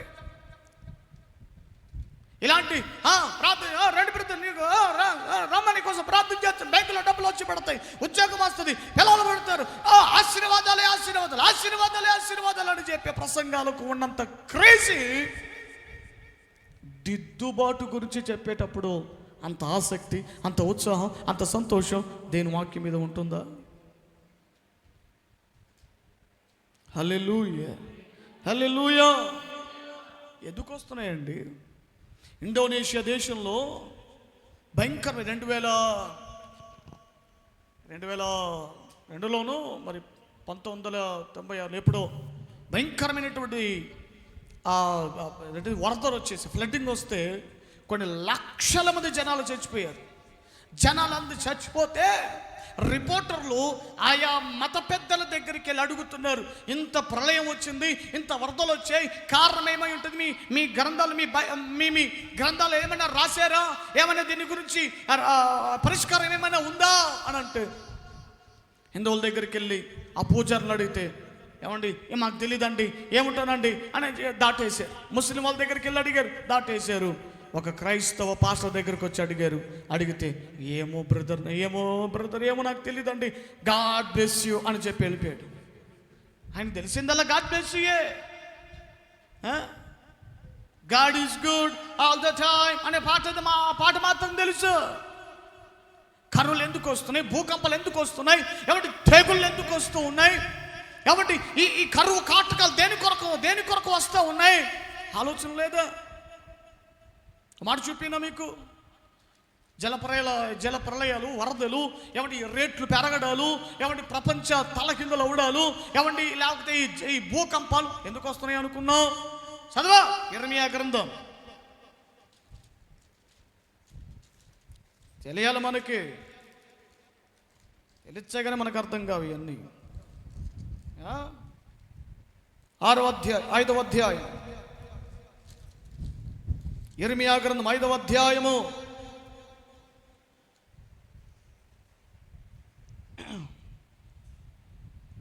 22 నుంచి చదువుదాం. 23 నుంచి చదువుమా. 23. ఈ జనులు తిరుగుబాటును ద్రోహమును చేయి మనస్సు గలవారు, వారు తిరుగుబాటు చేయొచ్చు తొలగిపోవచ్చున్నారు. రండి,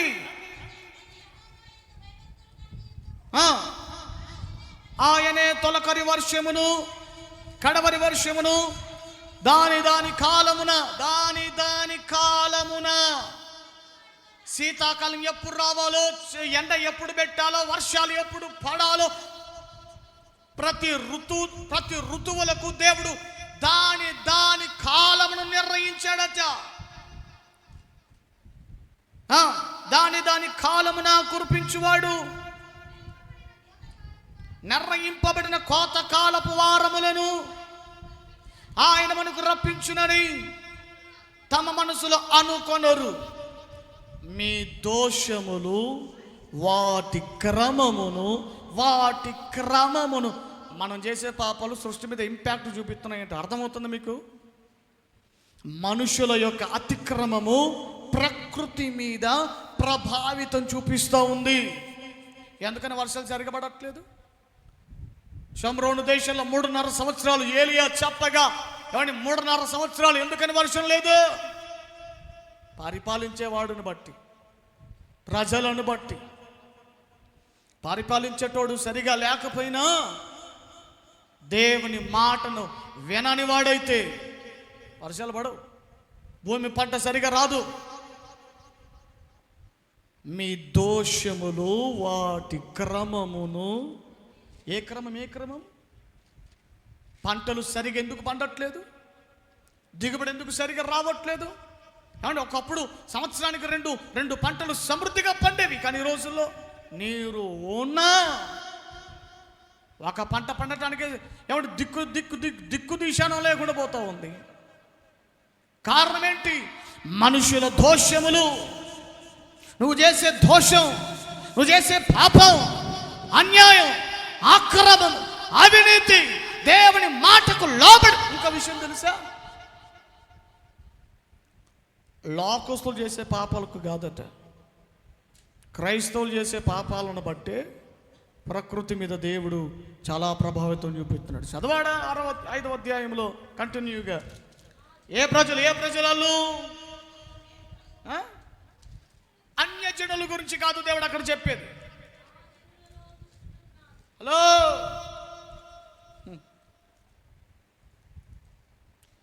26వ వచనం. అక్కడ ఎవరి గురించి అంటున్నారు? నా జనులు. దేవుడు అని చెప్తున్నాడు, నా జనులలో దుష్టులున్నారు. పక్షుల వేటగాండ్రు పొంచి ఉన్నట్లు వారు పొంచి ఉందురు. వారు బోనులు పెడుతున్నారు, మనుషులను పట్టుకొందురు. పంజరము పిట్టలతో నిండి ఉన్నట్లు వారి ఇళ్ళు కపటముతో నిండి ఉన్నాయి. దేవుని ఆశీర్వాదం అయితే కాదు ఇది. కపటములతో కూడా కొంతమంది ఏమవుతున్నారంటే గొప్ప వాళ్ళు అవుతున్నారు, ఐశ్వర్యవంతులు అవుతున్నారు. గొప్ప వాళ్ళందరూ కూడా, ఐశ్వర్యవంతులైన వారందరూ కూడా, ప్రస్తుత ప్రపంచంలో కుబేరులైన వారందరూ కూడా వాళ్ళకు దేవుడు ఇవ్వట్లేదు ధనం. మరి దేవుడు ఇవ్వట్లేదు డబ్బు, ఆ ధనం, ఆ ఐశ్వర్యం దేవుడు ఇవ్వట్లేదు. మొన్నను ఏమండి మన వాడుతున్న జియో ఓనర్ గారు వాళ్ళ కొడుకు పెళ్లి చేశాడు. ఏం పేరు? అనితా అంబానీ, ముఖేష్ అంబానీ గారు, అది అంబానీ, ముఖేష్ అంబానీ గారు కొడుకు పెళ్లి చేశాడు. వాళ్ళ కోడలు వేసుకున్న డ్రెస్సు 300 కోట్లు అంట. 300 కోట్లేనా? ఏమో మరి మొన్న చూసాను. ఆ కోడలు వేసిన డ్రెస్సు ఏం లేదు ఈడ జబ్బలు, భుజాలు శనిగిపోయినట్టున్నాయి. ఈ నుంచి అది గ్లౌజులు తొడుక్కున్నట్టుగా తొడిగింది. ఏమండి ఏం లేదు, పెద్దగా బాడీని కవర్ చేస్తున్నట్టుగా ఏం లేదు. దానికి 300 కోట్లు ఒంటి మీద వేసుకున్న ఆ డ్రెస్. ఆ తర్వాత ఆ కొడుక్కి అదొక 150 కోట్లంటే ఆడు వేసుకున్న డ్రెస్సు. ఎన్ని వజ్రాలు పొదిగారు, ఎంత బంగారం వేసారు. ఏమండి, ఒకడు పాట పాడడానికి వచ్చాడు, ఒకడు జస్టిన్ బీబర్ అంటాడు, రాక్ స్టార్ ఆడాడు.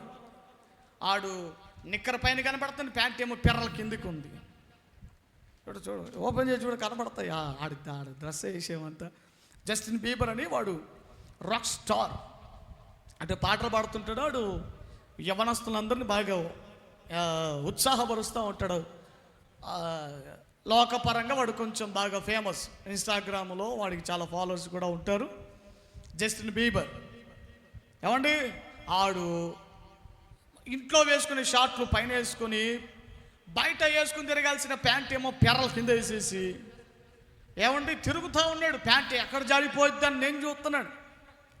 ఆడు మైకు పట్టుకొని పాడుతూ ఉంటే ఏమంటే దాని కింద ఇన్ఫర్మేషన్ చెప్పారు, ఇదిగో ఈడు పాట పాడడానికి 81 కోట్లు తీసుకున్నాడు. అట 81 కోట్లు.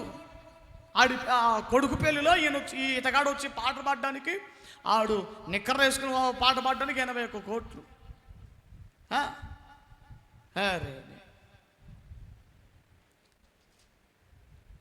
ఎలా వస్తుంది ధనం?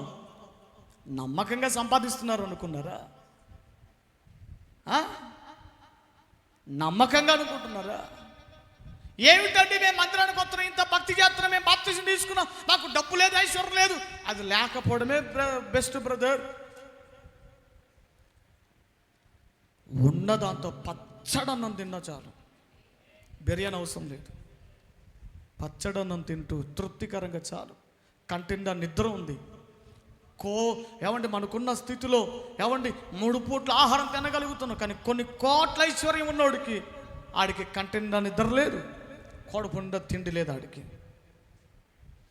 పేరుకి లగ్జరీ లైఫ్ అనుభవించగలరు, కానీ లేదు. దేవుని బిడ్డలారా, వారు తమ కపటముల చేతనే వారు గొప్పవారును ఐశ్వర్యవంతులు అవుతున్నారు నా జనులలో. ఆ మాట మీరు మీ దగ్గర మార్కర్ ఉంటే రాసండి. ఆశీర్వాద వాగ్దానాల మాటకే అండర్లైన్ చేసుకోవడం కాదు, ఈ మాటకు అండర్లైన్ చేసుకో. నా జనులలో దుష్టులు ఉన్నారు. ఫోకస్ పెట్టాడు దేవుని బిడ్డల మీద. అన్యజనులు ఎలా పాపం చేస్తున్నారో అది దేవునికి లెక్కలేదు. నా జనులలో వారి పాపములను బట్టే,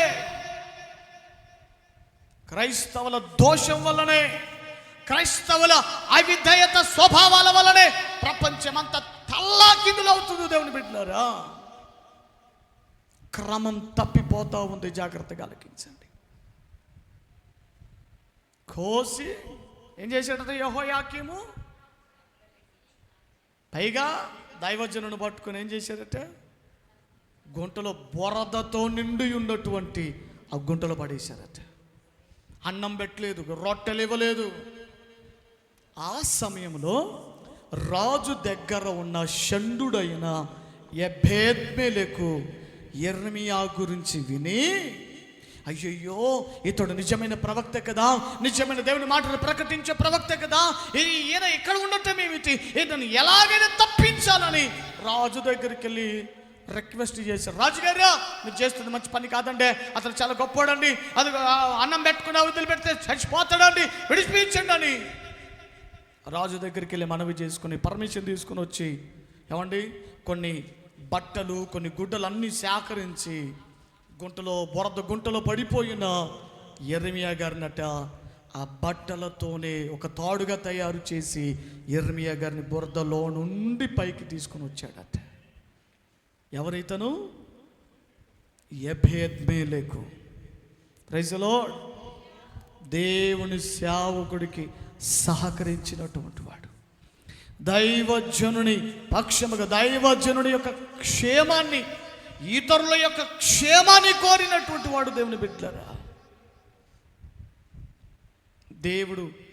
దేవుడు గుర్తుపెట్టుకున్నాడు. ఆ అనుభవాన్ని, ఆ మనసు దేవుడు చూశాడు. ఆ మనసును చూసి ఆ 39వ అధ్యాయంలో ఎబెద్మెలెకుకు దేవుడు 4 వాగ్దానాలు ఇస్తున్నాడు. ఏమని? నేను నిన్ను విడిపిస్తాను, నీవు భయపడు మనుషుల చేతికి రానున్న రోజుల్లో ఈ యూదా రాజ్యం అంతా కూడా చెరలోనికి పోతుంది, కానీ నువ్వు మాత్రమే విడిపించబడతావు. ఆ మనుషుల చేతికి నువ్వు అప్పగింపబడవు. నిన్ను రక్షిస్తాను, నిన్ను తప్పిస్తాను. నీకు నీ ప్రాణం నీ ప్రాణం నీకు దక్కుతుంది. నీ ప్రాణమునకు ఎవడు అపాయం కలగచేయడు కారణం నీవు నన్ను నమ్ముకుంటేవి కనుక. What a wonderful God we have. మనం చిన్న మేలుకరమైన పని చేసిన గుర్తుపెట్టుకునే దేవుడు అండి సేవకులకు. అందుకే మత్తయి సువార్త ప్రభు అన్నాడు, ఇదిగో ప్రవక్త అని ఇంటిలో చేర్చుకొని గిన్నెడు చల్లనీళ్ళనిస్తే ప్రతిఫలం పోగొట్టుకోరట. భోజనం పెట్టినా ప్రతిఫలం పోగొట్టుకోరు. ఎంత గొప్ప దేవుడు అండి, ఎంత గొప్ప దేవుడు. మంచి దేవుడు అనుకున్నారా? సేవకుల పక్షముగా క్షేమం కోరినప్పుడు ఇతరుల పక్షంగా ఇతరుల విషయమైన యాటిట్యూడ్ ఎలా ఉందో చూస్తున్నాడు అండి దేవుడు సమస్తం చూస్తున్నాడు. ఎవరు గుర్తుపట్టకపోయినా, ఎవరు పరిగణలో ఎబెద్మెలెకు చేసిన పని ఎవరు గుర్తించకపోయినా, యెరెమీయా గారు కూడా ఎవరు గుర్తించకపోయినా దేవుడు గుర్తించుకొని యెరెమీయాతో చెప్తున్నాడు, యెరెమీయా ఎబెద్మెలెకుతో ఈ మాట చెప్పు. మేలైనను కీడైనను ఈ పట్టణం మీదకి రాబోతున్న కీడు విషయంలో మాత్రం ఎబెద్మెలెకును మాత్రమే నేను తప్పిస్తాను. కారణం ఏంటి? అతడు నన్ను నమ్ముకున్నాడు. హల్లెలూయా. ఏంటండి దేవుని నమ్మిన జీవితం అంటే ఏంటి చెప్పండి? అంటున్నారు, ఎక్కడికి వెళ్తున్నావయ్యా నువ్వు మందిరానికి? తెల్ల చీరలు కట్టుకుని తెల్ల బట్టలు వేసుకుని ఎక్కడికి వెళ్తున్నావు? మేము దేవుని నమ్ముకున్నామండి, అందుకే మందిరానికి వెళ్తున్నాం. దేవుని నమ్మినోడి బ్రతుకు ఎలా ఉంటుందో తెలుసా? ఎబెద్మెలెకు వలె ఉంటుంది. దేవుని నమ్మినోడి బ్రతుకు, దేవుని నమ్మిన వారి జీవిత అనుభవాలు ఇదిగో ఇలా ఉంటాయి. ఇతరులకు సహాయం చేస్తారు, ఇతరుల కష్టాలలో పాలు పంపులు పొందుతారు. ముఖ్యంగా దైవ సేవకుల విషయంలో వారు పాలు పంపులు పొందుతారు. ఉందా? వాళ్ళు ఎటుపోతే నాకేంటండి, నాకు అవసరం లేదండి. వాళ్ళు బాగుంటే నాకేంటి, బాగోకపోతే నాకేంటి, వాళ్ళు తింటే నాకేంటి, తినకపోతే నాకేంటండి, నాకు అవసరం లేదండి. యెరెమీయా గారిని అందరూ ఏమంటే బారూకు సహితం ఏమంటే పట్టించుకోలేదు, కానీ ఎబెద్మెలెకు జ్ఞాపకం చేసుకున్నాడు యెరెమీయా గారిని. అయ్యో సేవకుడు కదా, ప్రవక్త కదా, దేవుని మనసును తెలియజేసే ప్రవక్త కదా, ఇతనికి హాని చేస్తే మనకే హాని వస్తుంది. ఇప్పటికే ఎంతో కీడును మనం మూట కట్టుకున్నాం, ఈయన విషయంలో మరింత కీడు మూట కట్టుకోవడానికి వీలులేదని ఎబెద్మెలెకు. చూడండి అక్కడ రాయబడి ఉంటుంది 30 యెరెమీయా గ్రంథం చదవండి, నేను ముగించేస్తున్నాను. 38వ అధ్యాయం 7 నుండి చదవండి, క్లారిటీగా ఉంటుంది. రాజు బెన్యామీను ద్వారమున కూర్చుని ఉండగా రాజు ఇంటిలోని కూషీయుడగు ఎబెద్మెలెకును షంఢుడు మొదటి ప్రారంభములను చెప్పాను. ఈయన ఒక నపుంసకుడు, ఈయన స్త్రీ కాదు, పురుషుడు కాదు, షంఢుడు వారు యెరెమీయాను గోతిలో వేసిరను సంగతి వినినప్పుడు ఏం చేశాడట? రాజు నగరిలో నుండి బయలు వెళ్ళి రాజుగారితోనే ఇలాగ మనవి చేశారట. రాజుతోనే మాట్లాడుతున్నాడు. ఏమని?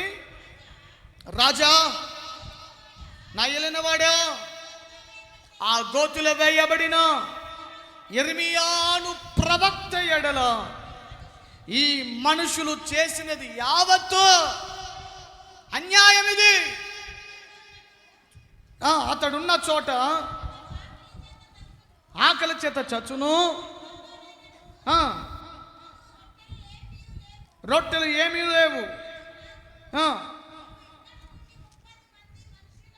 30 మంది మనుషులు వెంట పెట్టుకుని పోయి ప్రవక్త అయిన యెరెమీయా చావక ముందు ఆ గోతిలోండి అతన్ని తీయించుమని కూషీయుడగు ఎబెద్మెలెకునకు సెలవయ్యగా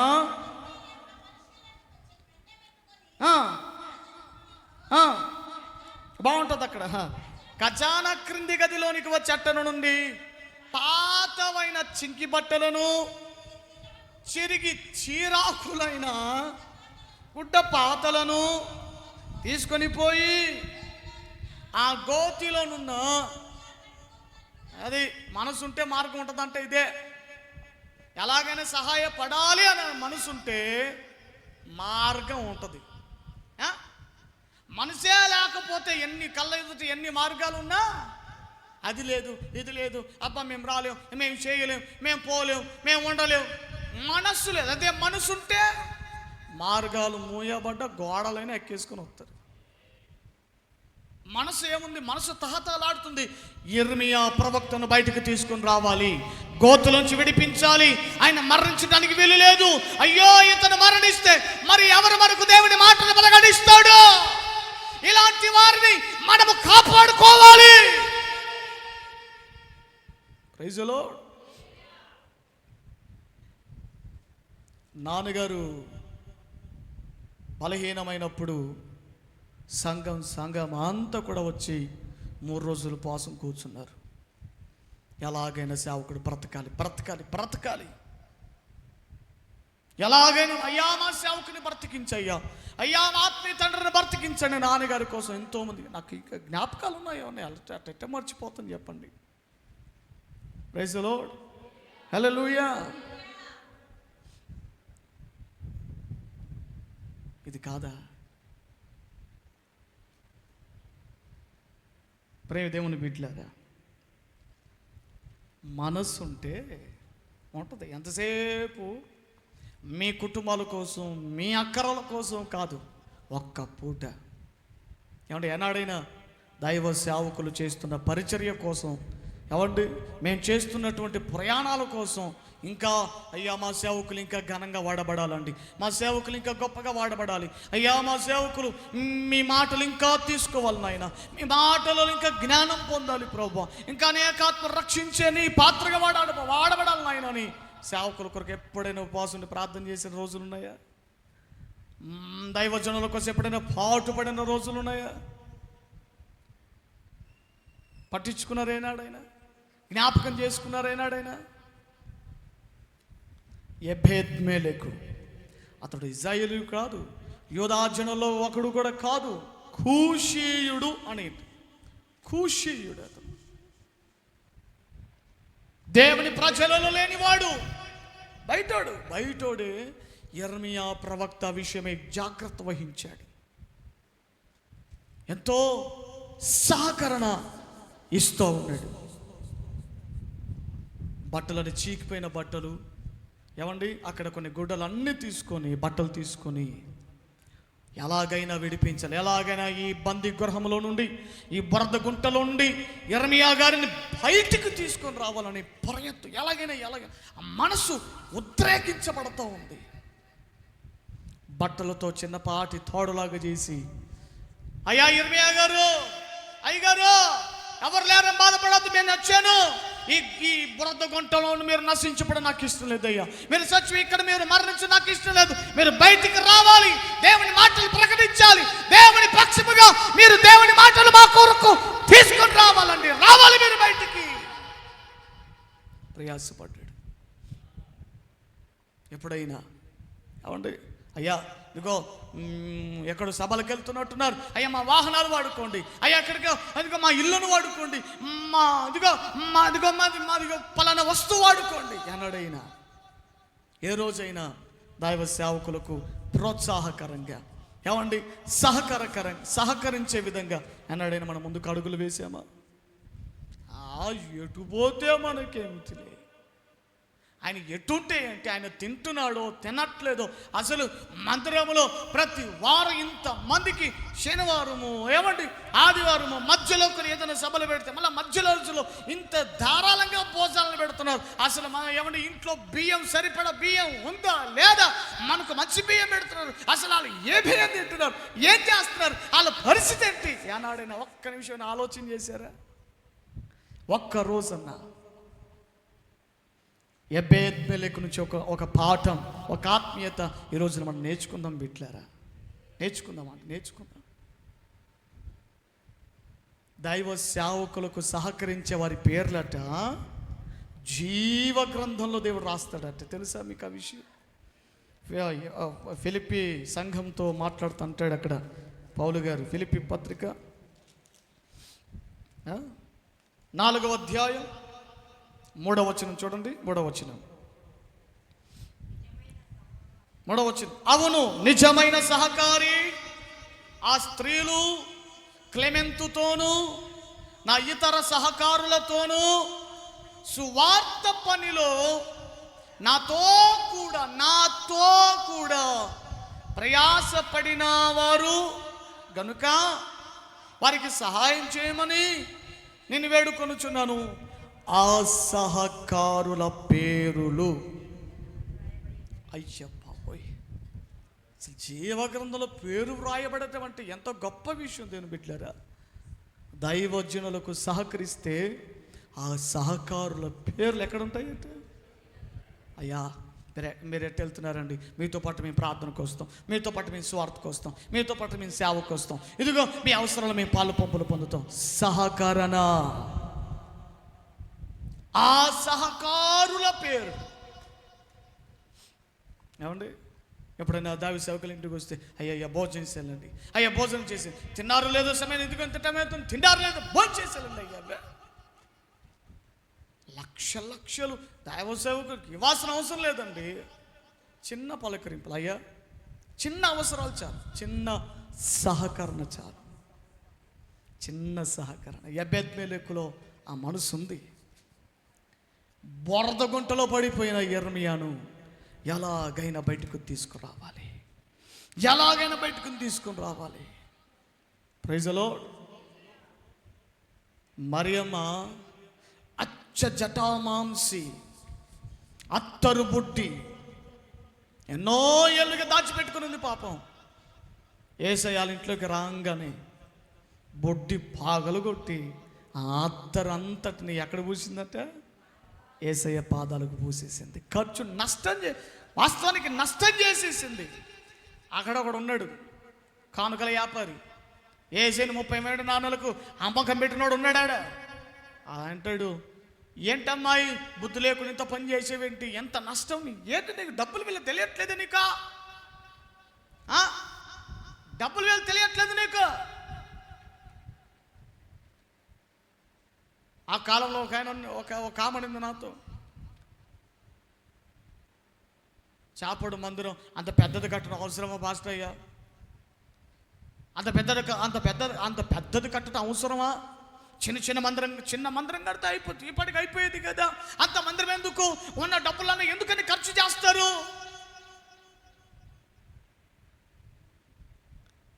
మరలా చేయి పెట్టకూడదనే కదా దేవుని పని. ఇస్తుంది దేవుడు, ఖర్చు చేసేది దేవునికే కదా. మిగిలించుకొని మేమేం చేసుకోవాలి? మిగలబెట్టుకొని మేమేం చేయాలి? ఆస్తులు సంపాదించుకోవాలా?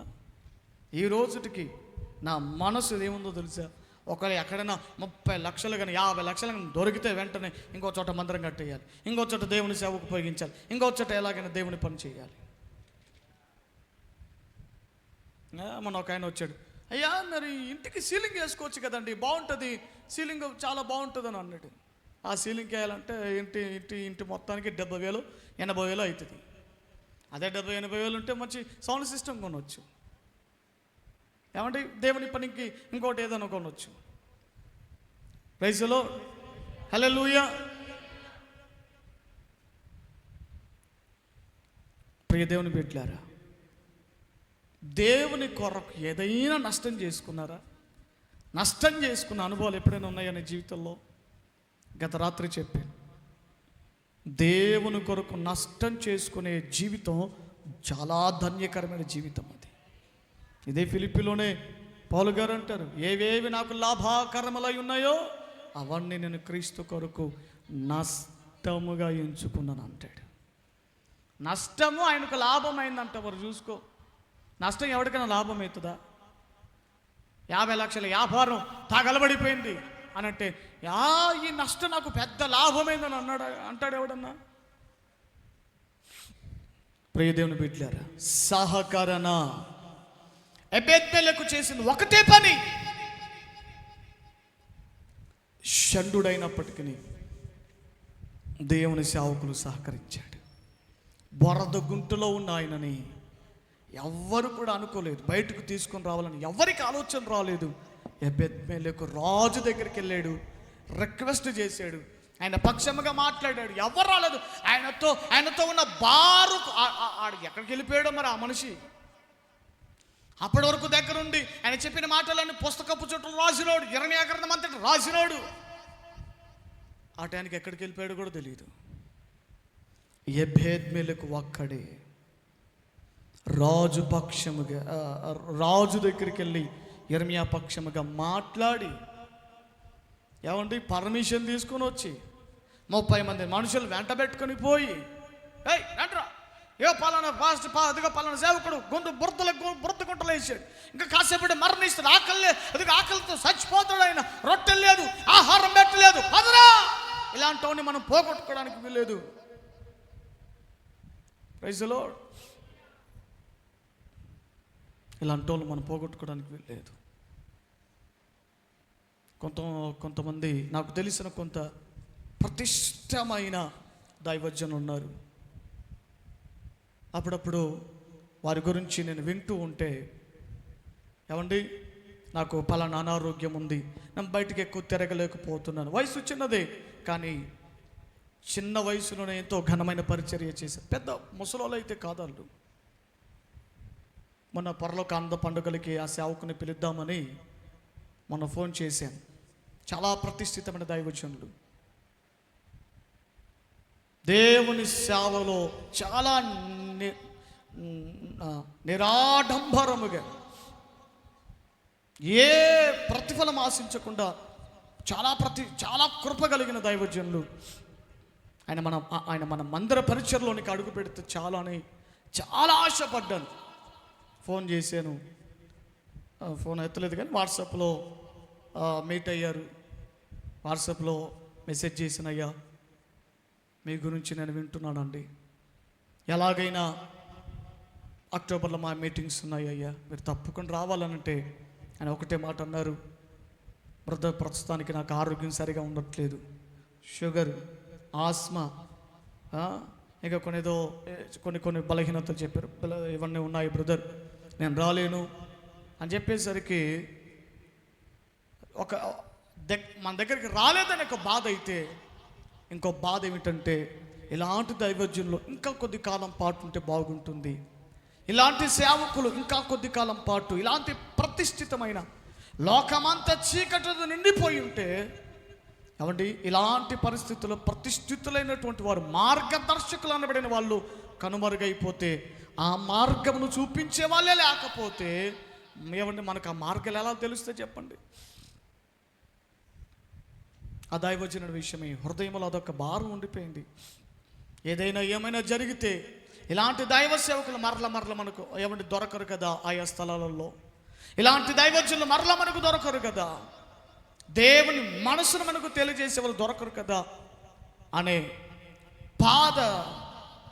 ప్రభువా ఇంకా కొద్ది కాలం పాటు ఈ సేవకు నిలుపు నాయన, వాళ్ళ ఆత్మలకైనా, వాళ్ళ సంఘ బిడ్డల కోసమైనా, ఆయన సంఘం కోసమైనా ప్రభు కొద్ది కాలం నిలుపు నాయన, కొద్ది కాలం పాటు కొంచెం ఆరోగ్యం, కొంచెం బలం ఇవ్వండి నాయన. చేయాలండి తప్పకుండా, నిజమైన దేవ సేవకుల కోసం. కోట్ల ఐశ్వర్యం ఉన్నటువంటి వాళ్ళకి ఏమంటే వేల పంపించడం కాదు, నమ్మకంగా సేవ చేస్తున్న వాళ్ళకి, ఒక బట్టను కట్టుకొని 10 రోజులు అదే బట్టతో మెయింటైన్ చేస్తున్న వాళ్ళకు తప్పకుండా మనం సహకరించాలి. హల్లెలూయా. నిస్వార్థముగా ₹1 స్వప్రయోజనం కోసం ఉపయోగించకుండా, ఏమండి దేవుని సందులో 100% దేవుని కొరకు ఖర్చు అయిపోయే దేవుని సేవకుల కోసం మనం తప్పకుండా సహకరించాలి దేవుని బిడ్డలారా. హల్లెలూయా, హల్లెలూయా. నేర్చుకుందాం, సేవకులకు సహకరించడం నేర్చుకుందాం, సేవకులని గౌరవించడం మనం నేర్చుకుందాం. సేవకులు కనబడితే కనబడినట్టుగా ఉండకండి. ఏమండి నేను కొంతమంది ఉంటారు, నేను వచ్చి వందనాలు చెప్పే వాళ్ళకు వందనాలు చెప్పరు. అలా ఉండదు. దయచేసి చెప్తున్నాను, క్రమం నేర్చుకుందా. దైవజనుడు అక్కడ కనబడుతుండగానే వెంటనే మనం ఏమంటే ఆయన సేవకుడు పలకరించే లోపల మనమే మన పలకరింపులు మొదట ఉండాలి. ప్రైజ్ ది లార్డ్, హల్లెలూయా. సేవకులకు విలువనిద్దాం, సహకరించడం నేర్చుకుందాం. ఎంత ఎదిగినా ఒదిగే గుణం ఉండాలంటగా. ఎంత హెచ్చుకు ఎదిగినా మనం వచ్చిన ఆ ఎక్కిన మొదటి మెట్టును గుర్తుపెట్టుకోవాలంటగా. నేర్చుకుందాం బిడ్డలారా. ఎబెద్మెలెకు మర్చిపోవద్దు ఆ పేరు, ఆ వ్యక్తిని మర్చిపోవద్దు. షంఢుడు ఎబెద్మెలెకు, నీవు నన్ను నమ్ముకున్నావు కనుక. ఏమిటి దేవుని నమ్మిన జీవితం అంటే? దైవ సేవకులకు సహకరించాడు, దేవుని మాటలను భయపడ్డాడు, దేవుని మాటలకు భయపడ్డాడు, దేవుని మాటలకు విధేయతను చూపించాడు. నీవు నన్ను నమ్ముకున్నావు కనుక నేను నిన్ను తప్పిస్తాను. ప్రార్థన చేసుకున్నాం. అందరూ లేచి పడతాము, అందరూ కూడా లేచి నిలబడతాం.